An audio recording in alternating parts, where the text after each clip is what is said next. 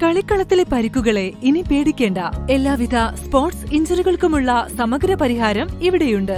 ABC orthopaedic hospital, near Kairali theatre, Calicut road, Manjeri.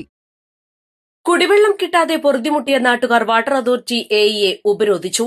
Mangalassery പ്രദേശത്തെ സ്ത്രീകൾ ഉൾപ്പെടെയുള്ളവരാണ് പ്രതിഷേധവുമായി എത്തിയത്. സമരത്തിനൊടുവിൽ കുടിവെള്ളം എത്തിക്കാനുള്ള നടപടികൾ വേഗത്തിലാക്കാമെന്ന് വാട്ടർ അതോറിറ്റി ഉറപ്പു നൽകി. മംഗലശ്ശേരി ബഡ്സ് റീഹാബിലിറ്റേഷൻ സെന്റർ ഭാഗം, ചുണ്ടേൽ സ്കൂൾ കുന്ന് ഭാഗം എന്നിവിടങ്ങളിൽ കുടിവെള്ളക്ഷാമം രൂക്ഷമാണ്. 300-ലധികം കുടുംബങ്ങളാണ് പ്രദേശത്ത് താമസിക്കുന്നത്. കുടിവെള്ളം എത്തിക്കാൻ കഴിഞ്ഞ വർഷം നഗരസഭ 25 ലക്ഷം രൂപ അനുവദിച്ചു. വാട്ടർ അതോറിറ്റിയുടെ ലൈനിൽ നിന്ന് വിതരണ ലൈൻ സ്ഥാപിക്കുന്നതായിരുന്നു പദ്ധതി.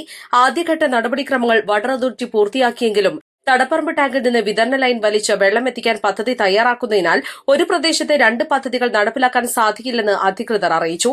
എന്നാൽ 2 പദ്ധതിക്കും വഴി തെളിയാതിരുന്നതോടെയാണ് നാട്ടുകാർ പ്രതിഷേധവുമായി വാട്ടർ അതോറിറ്റി ഓഫീസിലെത്തിയത്.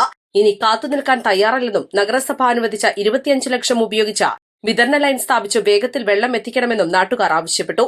പ്രതിഷേധം തുടർന്നതോടെ അസിസ്റ്റന്റ് എക്സിക്യൂട്ടീവ് എഞ്ചിനീയർ എയുടെ കാര്യാലയത്തിലെത്തി. ഇവർ എക്സിക്യൂട്ടീവ് എഞ്ചിനീയറുമായി ഫോണിൽ സംസാരിച്ചു. തിങ്കളാഴ്ച ഓർഡർ നൽകാമെന്നും നഗരസഭ 25 ലക്ഷം രൂപ അടച്ചാൽ തുടർ നടപടി സ്വീകരിക്കാമെന്നും ഉറപ്പു നൽകി. ഇതോടെയാണ് പ്രതിഷേധം അവസാനിപ്പിച്ചത്.